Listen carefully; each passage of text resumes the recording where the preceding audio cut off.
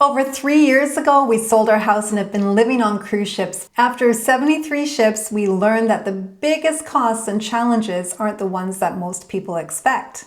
Today, I'm going over the real-life costs that appear when a cruise ship becomes your actual home, including expenses, surprises, and even lifestyle realities that nobody warned us about before we started this journey.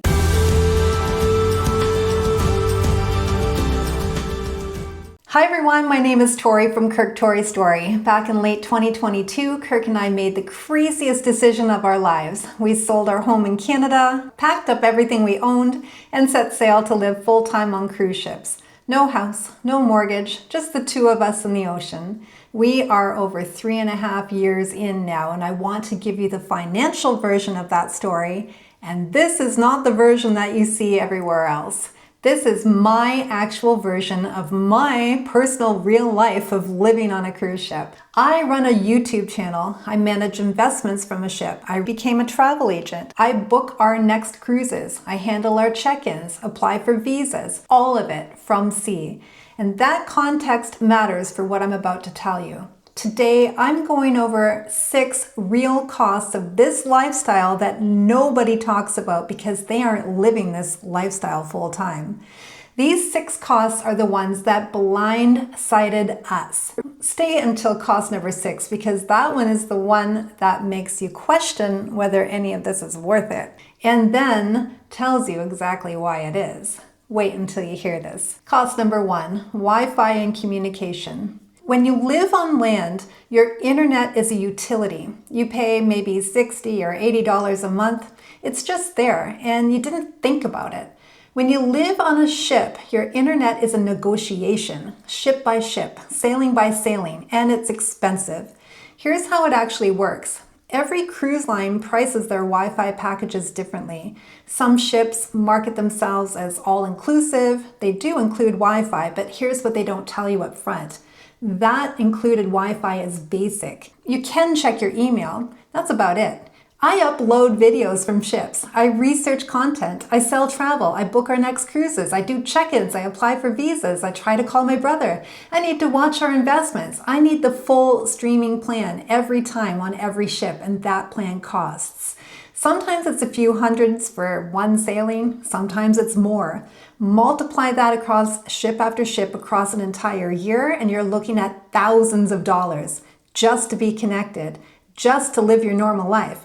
Here's the calculation I now run every single time we book. How many port days does the sailing have? Because when we're in port, I can sometimes use my North American data plan depending on where we are.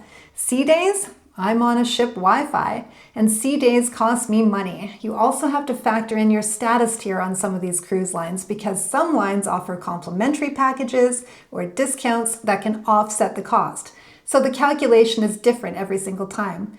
Oh, and here is the one that I need you to hear. I cannot buy a Starlink. I looked into it. Everyone looks into it. Portable Starlink is banned on ships. There is no workaround. This is the cost that nobody puts into their budget video. Now you know.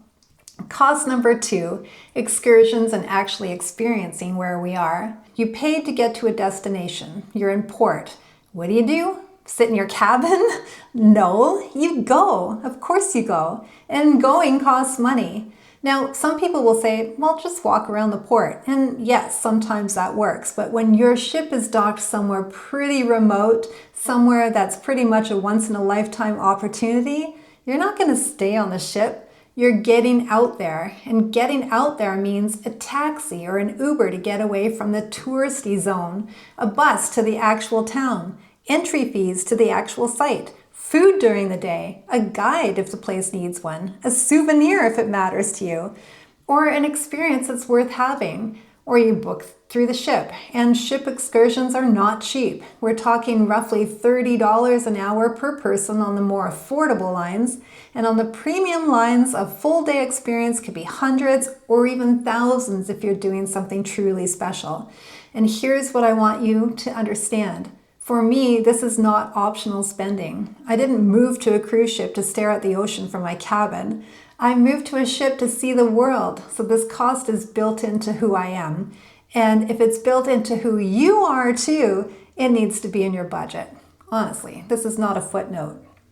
Okay, so we're almost halfway through, and I promise cost number 4 is the one that will surprise you the most. It has nothing to do with the ships themselves, and cost number 5 involves an insurance claim and a loss that changed how I think about this lifestyle entirely. And if you're not subscribed yet, please do that now. We make videos about the real side of this lifestyle, the financing, the logistics, and the things that go sideways and the things that go right. Please hit subscribe so you never miss one. Cost number 3, the nickel and diming and how much worse it's gotten. Cost number 3, and this is the one I want to spend a moment on because it's gotten noticeably worse over the past 3.5 years. There is a version of cruise living where people say, I'll just stay on the ship, I'll skip the extras, I'll keep the costs low. And I understand that instinct, but here's the reality of what you're actually navigating every single day when the ship is your home. Gratuities. On most ships, they are charged automatically and they have gone up. Not a little, meaningfully up. Drinks. If your ship doesn't include a beverage package, you're paying per drink, and the cost of those drinks has gone up. Specialty dining. Most ships have a range of specialty restaurants that cost extra on top of what you've already paid. And they are good, so you go. And there's often an upcharge for the extra plate or a special menu item or a food event, room delivery. There is now frequently a delivery fee to have food brought to your cabin, even on ships where this used to be included. Onboard events, wine tastings, cooking classes, specialty shows, guest speaker evenings, art auctions, fitness classes. These are all costs that exist on top of your cruise fare. And when the ship is your home, you want to participate in your home's life. You want to be part of it. So you do, and it adds up. And here's the pattern that has become very clear to us over 3.5 years. The nickel and diming has gotten steadily worse across almost every single cruise line. The things that used to be feeling included feel less included now. The price points that used to feel reasonable feel less reasonable now. And when you're living on cruise ships full time, not visiting for once a year, you feel every single one of those changes. I'm not saying it's a deal breaker. I'm saying it's a real, ongoing, growing line item in the budget, and you need to know that before going in. Cost number 4, the in-betweens and how much they've changed. When you live a cruise ship hopping life, you have in-between days. By the way, if you don't know what I mean by ship hopping, I have a few videos that I'd like you to see that I will link in the description below for you. You will have days when one cruise ends and the next one hasn't even started. And those in-between days cost money, more than they used to. Hotel prices are up significantly. What we budgeted for gap nights in year 1 doesn't match what we pay now. And it's not just the room rate, it's the resort fees nobody tells you about at checkout. The parking fee for a car you don't even have.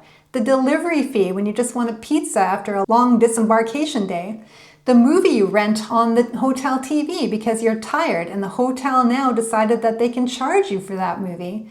And it doesn't stop there. There's gas if you rent a car between ports. There's groceries if you need to stock up on things that ships don't carry or if you're staying in a home exchange. There's the bus or the train or the Uber that gets you from the port to anywhere useful. And then there are the flights.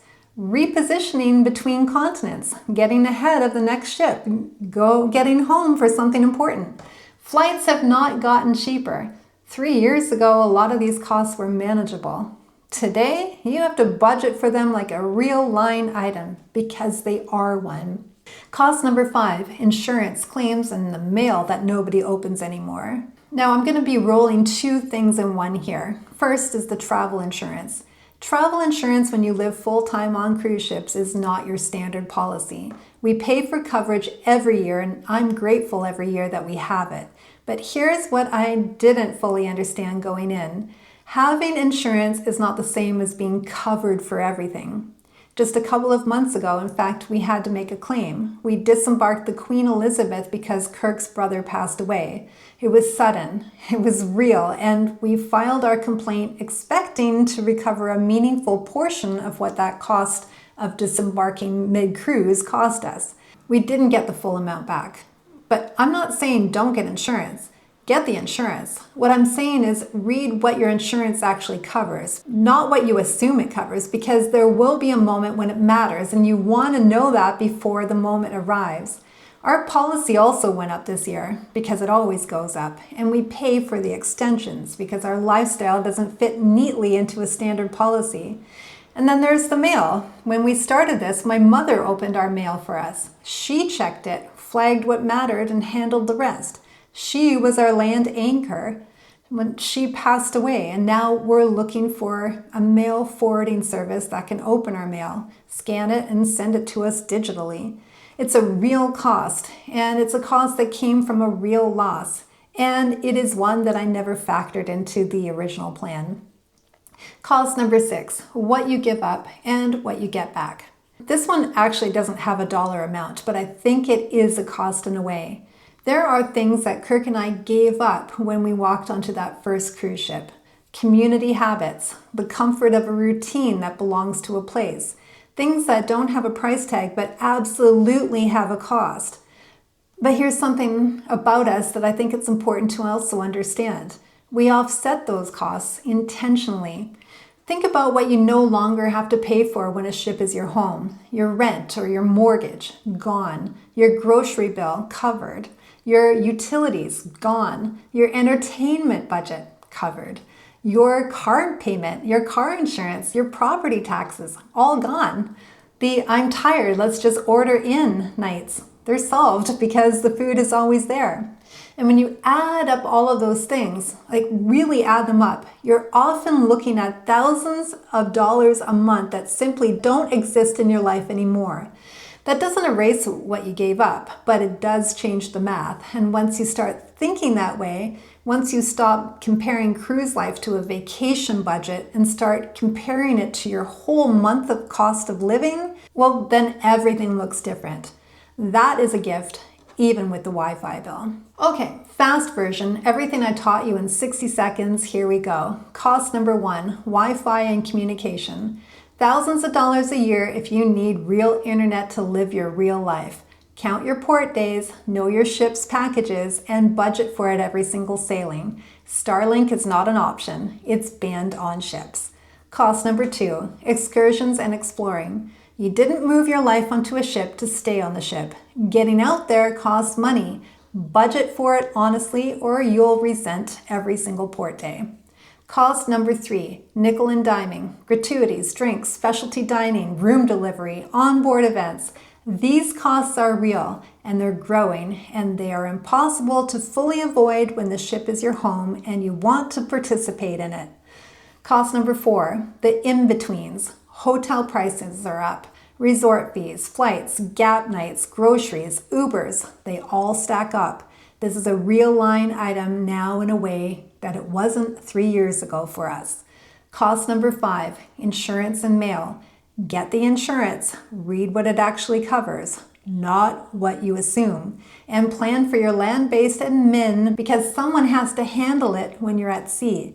Cost number 6, what you give up isn't free, but what you gain, rent, groceries, utilities, entertainment, all combined, can more than offset it. And when you do the real math, not the vacation math, the number might surprise you. I want to know which of these surprised you the most. Was it the Wi-Fi, the nickel and diming, the insurance claim? Drop it in the comments right now because I read everything. And if you're already living this lifestyle, please drop your number 1 hidden cost down below. I love this community that we're building here, and it's great that you're all sharing. Thank you so much. My name is Tori from Kirk Tori Story. Thanks again for watching, and I'll see you in the next video.